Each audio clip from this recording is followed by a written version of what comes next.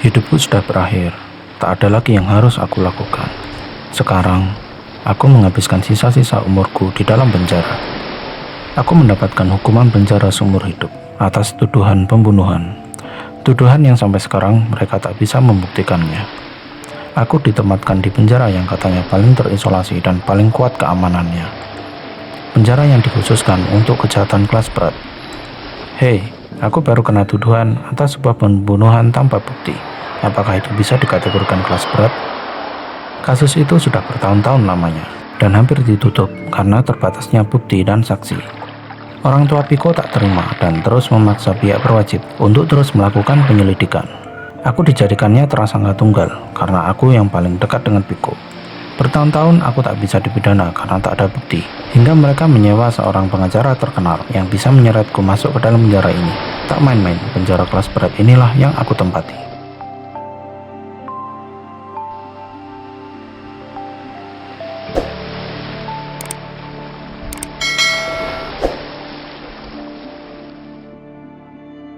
Namaku Baskoro. Beberapa hari yang lalu, aku dipidana karena kasus pembunuhan dengan pasal pembunuhan berencana yang membuat aku dimasukkan ke sebuah penjara, namun bukan penjara biasa. Penjara ini sangat tertutup, hanya lubang kecil sebesar 30 cm beserta jeruji yang mengarah keluar. Dari dalam hanya ada pintu baja tertutup. Penjagaannya pun sangat ketat. Dindingnya pun sangat keras, katanya terbuat dari rangka baja yang dilapisi cor semen. Mustahil untuk bisa kabur dari penjara ini, meskipun bisa, tetap tak akan bisa kemana-mana. Penjara ini terletak di pulau terpencil di tengah samudera, dan penjara ini terletak di tengah pulau yang dikelilingi oleh hutan, yang katanya mereka yang sengaja melepaskan harimau di hutan itu. Untuk keluar dari ruangan ini saja sangat mustahil, apalagi dari penjara ini, belum lagi keluar hutan. Meski bisa selamat, apa mungkin bisa menyeberangi samudera ini? Hal yang sangat mustahil. Namun, dengan kondisi yang seperti ini, ada rumor bahwa pernah ada satu nabi di sini yang berhasil kabur dari penjara ini. Namun tak ada kabar pasti tentangnya karena tak pernah muncul dimanapun. Kata orang-orang, sampai sekarang dia masih bersembunyi. Tapi aku sih tak percaya. Hal itu terlalu mustahil bagiku. Meski penjara ini cukup besar, penjara ini termasuk sepi. Dalam ruangan ini diisi oleh 4 orang, padahal ruangan lain masih banyak yang kosong katanya. Karena ini termasuk bukan penjara biasa, hanya nabi pilihan yang bisa masuk ke sini. Aku jadi bingung, mau bangga atau terhina ya? Meskipun katanya penjara ini kejam, aku beruntung mendapatkan teman sekamar yang ternyata mereka tak sejat yang aku bayangkan. Bahkan mereka baik dan sopan. Orang yang paling dekat denganku adalah Wira. Dia dipenjara karena kasus penipuan. Dia adalah bos sekaligus pelaku modus penipuan SMS mama minta pulsa atau menang hadiah palsu. Awalnya aku kaget, mengapa hanya masalah penipuan dia bisa masuk penjara ini. Ternyata setelah tahu apa yang telah ia lakukan, aku pun jadi ingin membunuhnya. Dan sangat pantas ia berada di sini sekarang. Bagaimana tidak, aku dulu pernah tertipu dengan modus beginian. Kondisi ibuku yang susah saat itu menjadikan aku semakin percaya, hingga uang yang harusnya untuk pengobatan ibuku ludes diambilnya. Aku bersumpah, jika aku bertemu dengan penipu itu, aku akan menghabisinya. Dan sekarang dia sudah ada di depanku. Tapi tak kusangka akan bertemu dengannya di penjara ini. Aku juga tak bisa apa-apa, ibuku juga sudah pergi, aku harus melupakannya. Andai aku dulu nurut dengan ibu, aku pasti tak akan seperti ini sekarang. Sebelum masuk penjara pun, sebetulnya kehidupanku sudah hancur, karirku hancur. Sekarang justru makin parah karena aku di penjara. Wira adalah napi yang paling banyak bicara di antara kita. Itu sebabnya dia paling akrab dengan siapapun. Lalu berikutnya adalah Bani. Bani masuk penjara ini karena kasus korupsi. Dulu dia adalah pejabat negara yang sangat dihormati, namun ternyata kasus korupsinya diketahui oleh pihak berwajib. Lagi-lagi aku sangat benci dengan orang-orang seperti ini. Orang-orang ini membuat hidupku susah, dan sekarang semakin hancur. Harusnya orang seperti ini dihukum mati saja. Rakyat kecil memang selalu saja tertindas. Aku cinta negara ini, tapi tidak kepada pemerintahannya, apalagi pejabat-pejabatnya. Aku yakin bukan hanya Bani saja yang korup, kebetulan dia tertangkap. Meskipun Bani di penjara, ia tak pernah kelihatan sedih. Aku yakin dia juga tak akan lama di sini. Setelah bebas, ia juga masih menyimpan harta hasil korupsinya. Temanku sekamar penjara yang terakhir adalah Minto. Dia yang paling aneh, tak banyak bicara. Dia masuk penjara ini karena kasus narkoba. Selain bandar, dia juga pemakai. Sangat terlihat dari wajahnya yang suram. Sebetulnya, ini bukan penjara pertamanya. Di penjaranya yang lama, ia selalu berhasil mendapatkan benda haram itu. Hingga akhirnya dia dipindahkan di penjara ini dan mendapatkan hukuman seumur hidup. Di penjara ini kita tidak dipekerjakan. Kita bahkan tak ada kesempatan sama sekali untuk keluar dari kamar. Jadi hari-hari kami habiskan untuk bercerita dan bahkan gak ngapa-ngapain. Justru hal itu membuat aku sangat bosan. Aku tak tahu apakah aku bisa mendapatkan keringanan hukuman dan merasakan udara bebas lagi. Wira bertanya padaku bagaimana tentang masa laluku. Aku menceritakannya kalau aku dahulu adalah pegawai kantoran biasa. Aku merupakan orang paling miskin dari kami berempat. Mereka semua sukses meraup keuntungan. Sayangnya bukan dengan cara yang benar. Masih lebih baik aku yang bekerja dengan halal. Aku merasakan sebetulnya hidup di penjara ini tidaklah buruk. Sama saja ketika aku masih bekerja kantoran. Aku juga tak bisa kemana-mana. Aku terpenjara di kantor. Ditambah tekanan-tekanan dari bos. Wira berkata, bagus dong, rasanya tak ada yang salah dari hidupmu. Harusnya kamu bersyukur. Ah, itu tak terlihat seperti kelihatannya. Meskipun aku bekerja kantoran, gajiku sangatlah kecil. Namun pekerjaanku sangatlah berat dan menumpuk. Jarang sekali aku pulang tepat waktu. Pasti lembur tanpa ada bonus. Sebetulnya kinerjaku cukup bagus. Hanya saja aku berpendidikan SMA. Itu membuat aku tak bisa naik pangkat dan meniti karir. Aku selalu kalah dengan anak-anak baru yang lulusannya sarjana atau master. Mungkin kecemburuan sosial seperti itulah yang membuat aku terseret dalam kasus pembunuhan itu kepada Piko rekan kerjaku. Kadang aku menyesal. Harusnya aku dulu menjadi anak yang baik-baik saja, belajar yang benar, lulus sekolah dengan baik. Pasti aku tak akan begini sekarang. Dulu aku tak peduli dengan apa yang dikatakan ibuku. Aku menganggap sekolah tak ada gunanya. Aku hanya bersenang-senang dan bahkan sering membolos.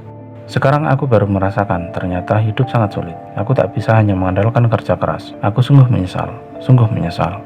Wira lalu bercerita padaku. Ngomong-ngomong masalah penyesalan, aku jadi ingat tentang narapidana di sini yang berhasil kabur dari sini. Ah, bukankah itu cerita bohong? Mana mungkin seorang bisa berhasil kabur dari sini? Meskipun bisa lolos dari hutan ini, apa dia mau berenang menyeberangi samudera ini? Waktu itu hanya narapidana di sini yang tahu. Ketika ada yang berhasil kabur dari penjara ini, pihak penjara tak mau namanya tercoreng dan menyembunyikan berita ini. Hingga ada narapidana yang telah habis masa hukumannya dan menceritakannya ke publik. Tapi terjadi pro dan kontra karena banyak yang tak percaya pada berita tersebut. Sambil tertawa aku tanya ke Wira, jika emang benar ada yang berhasil kabur dari penjara ini, gimana caranya coba? Sambil berbisik, ia lalu bercerita padaku. Dia menggunakan mesin waktu. Ah, si Wira semakin membual. Harusnya aku sadar, dia adalah seorang penipu.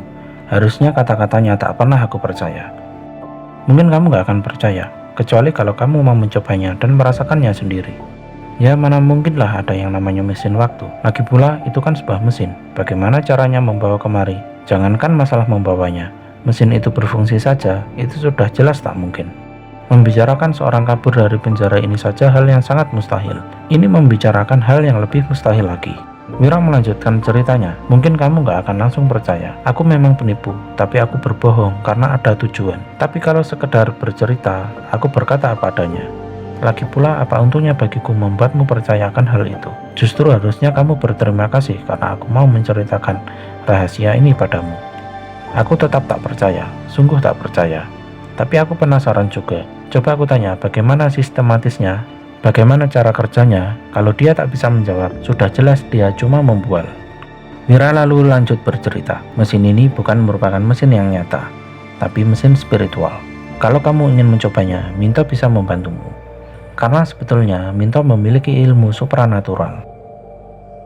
Bayangkan kalau kamu bisa kembali ke masa lalumu, kamu bisa memperbaiki hidupmu dan mengubah masa depanmu menjadi lebih cerah, menghindari semua kegagalanmu. Membuka lembaran baru, keluarga baru, dan hidup dengan bahagia. Sejenak aku berpikir, di umurku yang berkepala 4 ini, aku belum sempat berkeluarga. Aku pun ingin merasakan kehidupan berkeluarga dan bahagia. Aku ingin hidup normal seperti orang-orang lainnya. Aku sadar hidupku hancur karena diriku sendiri. Masa mudaku aku habiskan dengan foya-foya, suka pergi ke klub malam, prostitusi, bahkan aku suka berjudi. Meskipun aku sibuk bekerja, terkadang aku tetap pergi ke tempat hiburan itu jika sedang stres karena pekerjaan.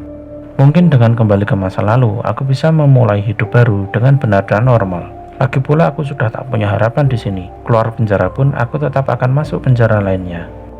Tak ada salahnya dicoba. Toh, kalaupun gagal, aku tetap akan di sini juga. Lalu aku tanya lagi ke Wira, bagaimana proses ritualnya? Kamu harus minta dulu dan sesajen ke Minto. Dia bisa mengaturnya. Setelah kamu mendapatkannya, dan itu akan digunakan untuk ritualmu. Meskipun kamu melakukan ritualnya, itu semua belum tentu berhasil. Kamu harus memiliki pikiran dan keinginan yang kuat untuk pergi ke masa lalumu. Jika kamu berhasil, kamu akan bermimpi di suatu tempat yang aneh, dan kamu harus dalam kondisi lucid dream. Jika tidak, atau kamu hanya bermimpi biasa, itu artinya kamu gagal. Seperti apa tempatnya? Tanyaku. Katanya tempat itu banyak terdapat jam, namun carilah jam yang paling besar. Di situ ada pintu masuk. Itulah jalan menuju masa lalumu. Ingat, kamu tidak sekedar pergi ke masa lalu, tapi kamu kembali menjadi dirimu di masa lalu. Jadi, kamu tak akan bisa kembali lagi ke masa sekarang. Jadi, pikirkanlah baik-baik. Ah, apalagi yang harus aku pikirkan? Toh, aku akan dihukum seumur hidup dan mati di sini. Apa aku punya pilihan lain? Setelah mendengar cerita Wira, aku langsung menemui Minto. Minto sudah mengerti maksudku, tapi dia malah berkata padaku, harganya 50 juta. Aku kira ini semua semata-mata sebuah bantuan. Ternyata sempat-sempatnya mereka berbisnis di dalam penjara ini. Ah, hilang sudah semangatku. Memang mustahil hal itu bisa terjadi. Kepercayaanku sudah hilang. Aku lalu meninggalkan Minto. Aku tak lagi minat dengan hal mustahil itu. Lagi pula aku juga tak punya uang sebanyak itu. Aku sudah tak punya siapa-siapa dan harta apapun di luar penjara ini. Bani yang mengetahui itu lalu berkata padaku, biar aku saja yang membayarnya. Kau tak usah pusing masalah biaya. Aku sempat heran atas dasar apa dia mau membantuku. Aku tahu sih kalau ia banyak uang, tapi apa untungnya baginya? Bani bilang, ya seru aja kalau di penjara terjadi insiden narapidana kabur lagi. Reputasi penjara ini akan menjadi buruk dan akan dianggap seperti penjara biasa. Bisa jadi kita dikembalikan ke penjara yang biasa. Sial, ternyata dia berniat mengorbankan aku, tapi tak apa, toh aku juga diuntungkan. Semangatku kembali dan aku merasa mendapat harapan kembali. Aku tak menyangka orang-orang yang kubenci itu punya hati juga dan bahkan mereka mau menolongku. Minto datang dan bertanya padaku, berapa tahun kamu ingin kembali dari masa sekarang? Kebanyakan orang ingin kembali ke masa sebelum hidup mereka bermasalah. Ternyata Minto tak hanya sekali dua kali melakukan ritual ini. Sudah banyak orang yang berhasil dibantunya. Jarang sekali ada yang gagal. Setelah kupikir-pikir, hidupku bermasalah dari kecil. Meskipun aku kembali ke masa remaja, hidupku tak akan berubah banyak. Kalau aku bisa memperbaiki hidupku sedini mungkin, pasti hidupku bisa lebih baik, bahkan jadi sukses. Akhirnya aku putuskan untuk kembali ke usia 7 tahun. Usiaku saat ini adalah 43 tahun. Itu berarti aku kembali ke 36 tahun yang lalu. Minto lalu berkata, wah itu waktu yang cukup lama, apa kau yakin? Lalu ku jawab, apakah itu agak menyulitkan? Bukan seperti itu, tapi kalau itu maumu ya sudah. Bahkan bisa kok kamu ingin kembali menjadi bayi. Kau sudah tahu kan, ritual ini membutuhkan daun untuk sesajen. Kita di dalam penjara ini tak pernah membawa barang apapun. Untuk itu, kita perlu menunggu barang itu dikirim dulu. Hah? Bagaimana caranya? Penjara ini sangat mengisolasi kita. Tak akan pernah ada kunjungan dari keluarga maupun orang lain. Pengiriman barang pun sudah jelas tidak diperbolehkan. Selain memiliki kemampuan supranatural, ternyata Minto memiliki seekor burung elang kesetiaannya. Melalui burung elangnya itulah ia bisa berkomunikasi dengan orang-orangnya di luar. Hal itu juga bisa dimanfaatkan oleh Bani dan Wira untuk berkomunikasi dengan orang-orangnya di luar penjara. Tapi elang itu tak bisa tiap hari mendatangi penjara ini, karena jarak dari kota ke penjara ini sangatlah jauh, serta menyeberangi lautan yang sangat jauh ini, biasanya bisa hingga 1 minggu. Setelah beberapa minggu hingga Minto sudah mendapatkan daun untuk ritual itu. Sebelum melakukannya, aku tak boleh tidur selama 3 hari, agar pada ritual itu memudahkanku untuk tertidur. Setelah aku siap, ia memberikan daun itu padaku, dan itu tampak biasa saja. Tak ada yang aneh. Mirip dengan daun singkong, tapi katanya itu bukan daun singkong. Selain itu, Minto juga memberiku beras kuning. Ambil beras kuning itu sebanyak berapa tahun kamu ingin kembali. Aku lalu mengambil sebanyak 36 butir. Lalu bungkus beras kuning itu dengan daun tersebut. Lalu bakar, hirup asapnya dari pembakaran daun itu sampai kamu tertidur dan kamu bisa pergi ke tempat itu. Setelah berhasil melakukan ritualnya, aku serasa langsung tak sadar. Tubuhku terasa terhisap oleh sesuatu, seperti pusaran badai di tengah laut yang menariknya untuk tenggelam. Aku meronta, tapi rasanya tubuh ini terasa lemas. Lalu tiba-tiba saja aku berada di suatu tempat yang agak berkabut. Pandanganku terasa samar dan tak bisa melihat begitu jelas. Apakah aku bermimpi? Tapi aku merasakan ini terlalu nyata untuk bermimpi. Tempat ini kosong, hampir beda dengan apa yang mereka ceritakan. Tak ada jam seperti yang mereka katakan. Aku tak tahu harus apa dan kemana. Petunjuk yang mereka berikan hanyalah cari sebuah jam yang paling besar. Sedangkan sekarang yang kecil saja tak ada. Tak ada apa-apa di sini. Ya sudah, aku berjalan saja tanpa arah. Pasti akan kutemukan sesuatu. Setelah berjalan jauh, aku tetap tak menemukan apapun. Tapi aku juga tak kelelahan. Pandanganku semakin jelas. Tempat ini tidaklah gelap, tapi juga tak terang, seperti siang hari yang ditutupi oleh mendung tebal. Sedari tadi aku juga baru sadar, aku seperti tak menginjak apapun. Berarti dari tadi aku tak kemana-mana. Tiba-tiba aku teringat bahwa untuk menuju ke masa lalu, aku harus memiliki sugesti yang kuat. Lalu aku perkuat lagi sugesti dan keinginanku. Setelah beberapa lama aku terdiam, tak juga mendapatkan petunjuk apapun. Hingga aku mendengar seperti suara langkah kaki yang mendekat dari kejauhan. Tempat itu begitu sunyi, hingga suara yang dari jauh itu bisa terdengar oleh telingaku. Tapi suara itu sangat samar karena berada di tempat yang jauh. Aku bertanya dalam hati, apakah ada orang lain selain aku di sini? Hatiku bimbang antara takut dan penasaran. Namun setelah kuperhatikan, langkah kaki itu berjalan sangatlah konstan. Aku lebih baik menghampirinya daripada di sini pun aku juga tak mendapatkan apa-apa. Jika aku gagal pada ritual ini, aku akan kembali lagi ke penjara. Suara tersebut semakin dekat, semakin jelas. Ternyata bukanlah suara langkah kaki. Itu adalah suara jarum jam. Akhirnya aku mendapati sebuah jam, namun jam itu tak terlalu besar. Hebatnya, jam itu tampak melayang di udara. Sampai di sini pun aku kembali bingung. Lalu, apa selanjutnya yang aku lakukan? Hanya ada sebuah jam di sini. Katanya ada banyak dan cari yang paling besar. Entah mengapa aku tiba-tiba merasakan sebuah feeling bahwa jam itulah yang akan menuntunku ke arah jam besar. Lalu aku lihat jam itu menunjukkan pukul 3. Namun aku tak bisa melihat dengan jelas jarum menitnya. Aku melihatnya, namun aku tak tahu. Aneh rasanya. Aku putuskan untuk mengikuti arah yang ditunjukkan jam tersebut. Aku tak tahu arah di sini. Mungkin itu saja yang bisa dijadikan petunjuk. Ternyata benar, setelah berjalan, aku menemukan jam lain lagi. Jam itu menunjukkan pukul 12. Itu artinya aku cukup lurus saja. Tiap aku menemukan jam, aku selalu ikuti arahnya. Pukul 3 ke kanan, pukul 9 ke kiri, pukul 12 lurus. Atau jika menunjukkan pukul 2 atau 10, berarti arahnya agak serong. Dari semua jam yang kutemui, bentuknya beragam, namun tak ada yang benar-benar besar. Hingga akhirnya aku mendapati jam terakhir, itu menunjukkan pukul 6. Aku yang dari awal sudah meyakini bahwa petunjuk ini benar, maka aku kembali lagi ke arah sebelumnya. Namun setelah berjalan cukup lama, aku tak menemukan dengan jam sebelumnya. Padahal perasaan jarak dengan jam terakhir tak begitu jauh. Namun sampai jauh berjalan, aku tak menemukan jam lagi. Hingga pada akhirnya langkahku terhenti karena di depanku kudapati sebuah jurang. Oh tidak, jalanku sudah buntu. Apakah aku harus lompat saja sekalian? Aku sudah capek mencari jalan. Namun setelah aku amati dengan seksama, ada yang aneh pada jurang tersebut. Jurang ini membentuk lingkaran, tampak seperti lubang yang sangat besar. Dan aku lihat dari kejauhan, terlihat seperti jarum jam melayang. Sekarang aku mengerti, ternyata ini yang dimaksud dengan jam raksasa itu. Dan pintu tersebut tidaklah berbentuk pintu, namun sebuah lubang besar. Tanpa ragu lagi, aku memasuki lubang tersebut.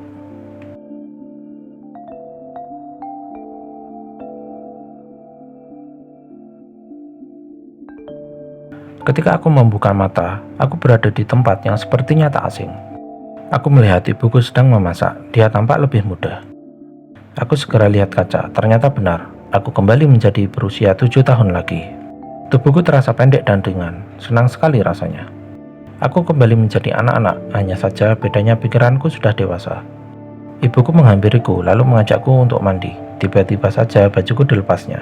Ibu apa-apaan sih? Ayo buruan mandi, nanti telat ke sekolah katanya. Aku jadi teringat kalau aku dulu masih dimandikan hingga kelas 3 SD. Aku langsung lari ke kamar mandi. Ibuku mungkin heran melihatnya, karena aku bisa mandi sendiri. Malu dong udah gede masih dimandiin. Ternyata ibuku masih menghampiriku. Takut mandinya tidak bersih katanya. Sial, aku tak menyangka akan jadi seperti ini. Risih juga rasanya. Waktu sarapan pun aku diberikan susu oleh ibuku. Aku tahu semua anak kecil pasti suka susu. Tapi ketika dewasa, aku sangat enak sekali minum susu. Apalagi susu ini untuk anak-anak. Tapi jika aku tolak, aku takut ibuku akan curiga. Jadi aku paksakan untuk meminumnya saja. Ternyata rasanya tak terlalu buruk. Mungkin fisik anak-anak mempengaruhi rasanya. Yang bedakan hanya pikiranku saja. Setelah sarapan dan ganti baju seragam sekolah, aku lalu berangkat sekolah. Tentu saja aku masih ingat sekolahku. Aku kan hanya kembali ke masa lalu, bukan menjadi orang lain. Sekolahku tak terlalu jauh dari rumah, jadi aku hanya jalan kaki menuju ke sana. Karena di zaman ini juga belum begitu banyak kendaraan, udara terasa masih sangat segar. Di sekolah pun aku bisa mengerjakan soal-soal itu dengan mudah. Guruku memujiku. Ibuku tak percaya aku bisa sepintar itu.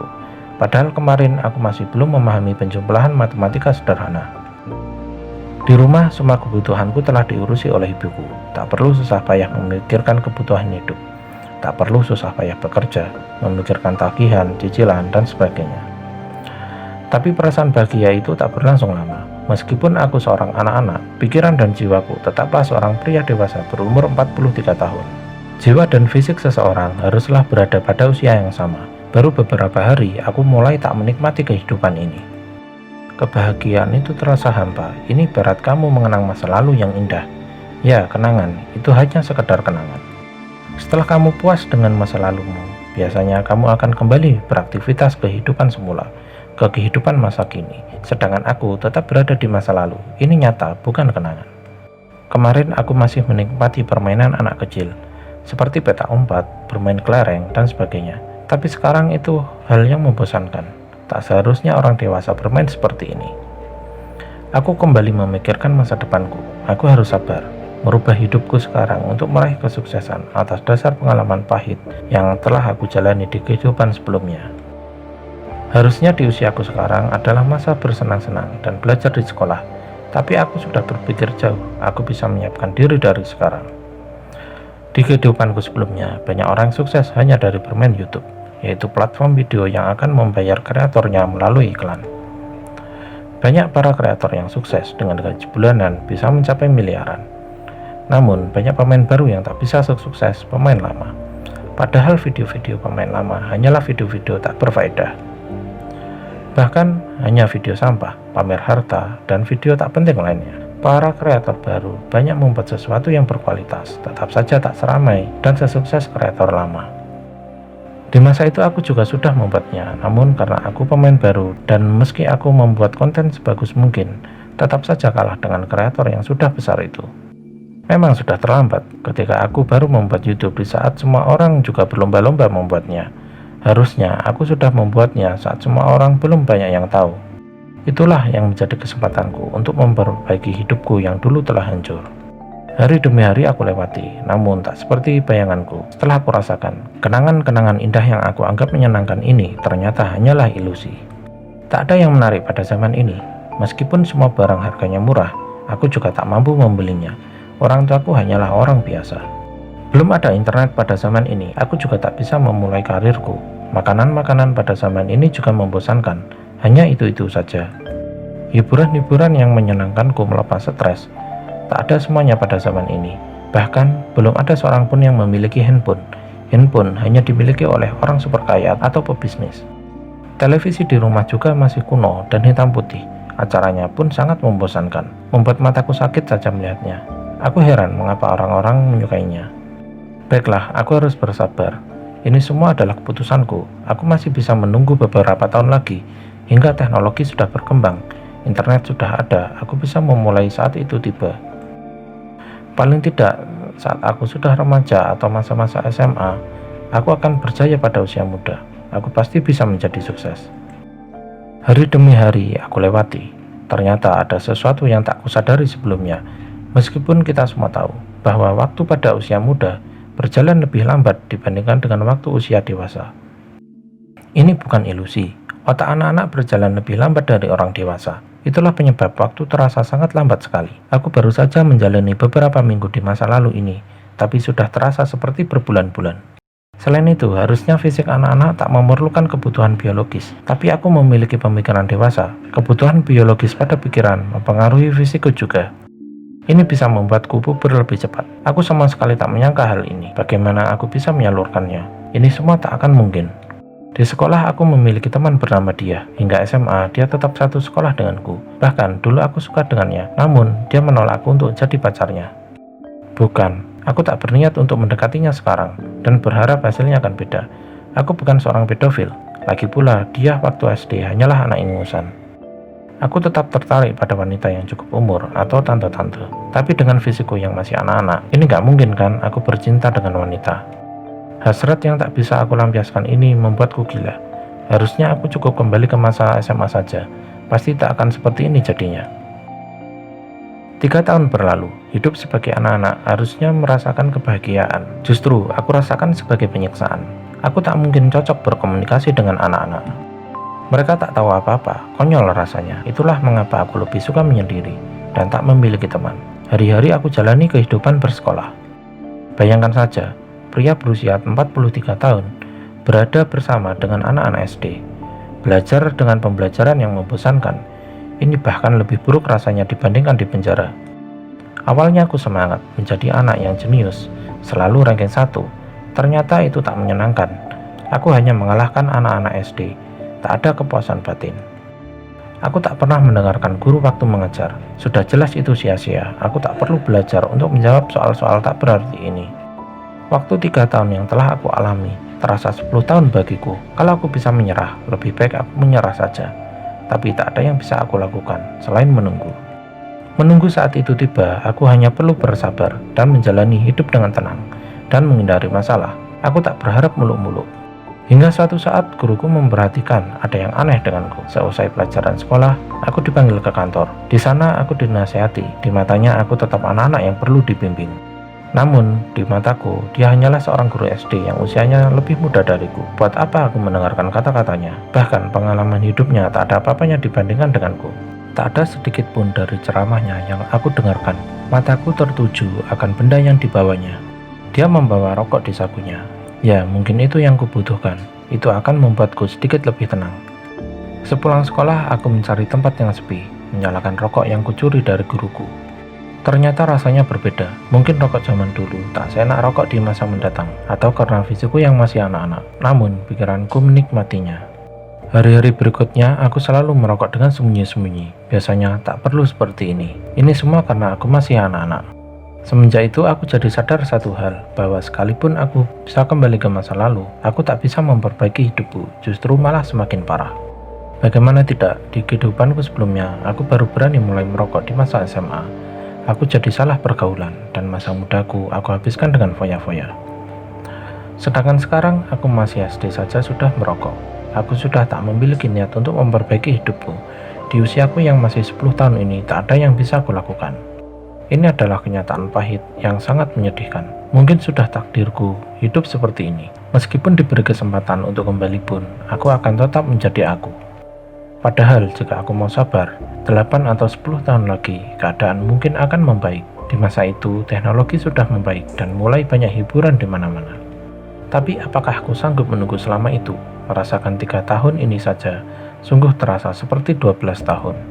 Sekalipun aku sanggup menunggu, apakah aku benar-benar bisa berubah atau justru semakin parah? Ya, aku hanyalah manusia biasa yang hanya mengikuti naluri, mencari kenyamanan dan menghindari kesulitan. Aku tak yakin bisa berubah. Perubahan itu mungkin hanyalah delusi belaka. Waktu berjalan begitu lambat, hari demi hari kulalui dengan perasaan hampa, penuh tekanan, apalagi kebutuhan biologis yang tak pernah terpenuhi. Aku stres. 3 tahun kemudian, hingga aku mulai memasuki masa SMP. Di masa ini, aku mulai ada sedikit perubahan baik. Aku bisa masuk SMP terbaik. Ujian SD yang sudah jelas bagiku sangat mudah, pastinya aku mendapatkan nilai tertinggi dan diterima di SMP ini. Berbeda dengan kehidupan masa laluku yang berakhir di SMP terburuk dan tertinggal. Namun, hari-hari bersekolah pun berjalan seperti biasa dan membosankan. Aku tak pernah mendengarkan yang guruku ajarkan. Nilaiku menjadi turun pada masa SMP ini. Meskipun pemikiranku dewasa, ternyata akademiku hanyalah sampai SD. Aku juga tak pernah belajar, soal-soal tingkat SMP pun akan terasa sulit meskipun aku sudah dewasa. Aku pun tak begitu mempermasalahkan. Waktu SMA aku kembali masuk ke sekolah yang sama seperti di kehidupanku sebelumnya. Sebenarnya pemikiranku tak berubah, aku tetaplah siswa yang bodoh. Hingga datang waktunya kelulusan SMA, waktu yang telah aku nantikan. Itu terasa seperti menunggu 100 tahun lamanya. Benar-benar waktu yang sangat lama. Saking lamanya menunggu, aku sudah lupa akan misiku. Keinginanku hanyalah ingin berfoya-foya melepas keinginanku yang telah lama terpendam. Sama seperti di kehidupanku sebelumnya, orang tuaku menyuruhku untuk kuliah, tapi yang benar saja, aku sudah menahan diriku selama 12 tahun ini di bangku sekolah. Dan sekarang aku harus berada di bangku pendidikan lagi. Mungkin aku akan kuliah tahun depan. Serta aku akan memulai membuat konten YouTube, dan apa yang aku cita-citakan ini tercapai. Baru kali ini rasanya aku kembali merasakan kebahagiaan kembali. Aku bisa kembali memasuki tempat hiburan, minum-minum hingga mabuk, main ke tempat prostitusi, bahkan berjudi. Hingga suatu saat aku tiba-tiba pingsan dan dilarikan ke rumah sakit ketika sedang dugem di bar. Setelah siuman, orang tuaku ada di sampingku. Ibuku menangis tanpa henti. Katanya aku divonis dokter mengidap kanker paru-paru stadium akhir. Dan katanya umurku mungkin hanya tersisa selama 2 minggu. Aku sadar semenjak usia 10 tahun aku sudah mulai merokok dan tak menyangka akan terkena kanker. Padahal baru saja aku menikmati kebahagiaan ini. Belum sempat juga aku untuk mencapai cita-citaku. Aku kembali menghadapi kenyataan yang kelam. Sebenarnya tak masalah meskipun aku akan mati. Mungkin itu lebih baik. Tapi aku tak tega membuat ibuku sedih tanpa sempat membahagiakannya. Aku orang yang lemah, tak bisa berbuat apa-apa. Kali ini aku hanya bisa pasrah. Paling tidak aku bisa jauh lebih tenang daripada menjalani kehidupanku yang kelam ini. Hingga saat sehari sebelum kematianku, aku mendapatkan sebuah surat. Ternyata di dalamnya terdapat selembar daun dan beras kuning, seperti yang aku gunakan untuk ritual ini. Apa maksudnya ini? Kenapa ada orang yang mengirimkan ini padaku? Siapa yang mengirimkan ini? Ini semua tak masuk akal rasanya. Apakah aku mendapatkan kesempatan untuk mengulangi kehidupanku lagi? Tidak, aku tak mau menjalani kehidupan yang kosong ini. Aku lalu membuang surat itu, hingga hari kematianku tiba. Di saat setelah aku mati, aku kembali mendapati diriku kembali ke tempat itu, tempat yang aneh itu, di mana tempat ini merupakan persinggahan sebelum aku kembali ke masa lalu. Aku semakin bingung, mengapa aku kembali ke tempat ini? Apakah aku kembali ke masa lalu lagi? Aku lalu lari sekencang-kencangnya. Aku tak tahu harus kemana dan berbuat apa. Karena aku tak begitu melihat, ternyata di depanku ada jurang dan aku terperosok masuk ke dalam jurang tersebut. Tiba-tiba aku terbangun. Aku kembali ke rumah sakit. Apakah aku cuma bermimpi? Apakah aku tak jadi mati? Tapi ada yang berbeda kurasakan pada diriku. Dadaku tak lagi sesak rasanya. Apakah dokter berhasil mengoperasiku? Kasur yang kutempati agak terasa sempit. Padahal sebelumnya tak sekecil ini. Aku lalu melihat cermin. Aku kaget. Kenapa secepat ini tubuhku menua? Apa yang terjadi? Selang beberapa menit, seorang dokter memasuki ruanganku, menanyakan kabarku. Ku jawab baik. Lalu aku menanyakan di mana ibuku. Biasanya dia selalu menemaniku di sini. Dokter berkata bahwa ibuku sudah lama meninggal. Aku masuk ke rumah sakit ini sendiri. Tak ada satupun keluarga yang menjengukku. Dokter mengatakan sepertinya aku sudah membaik dan hampir sembuh, dan aku bisa segera keluar dari sini. Lalu dokter memberiku sebuah arsip. Dokter lalu pergi dan aku membaca sebuah arsip yang diberikan padaku.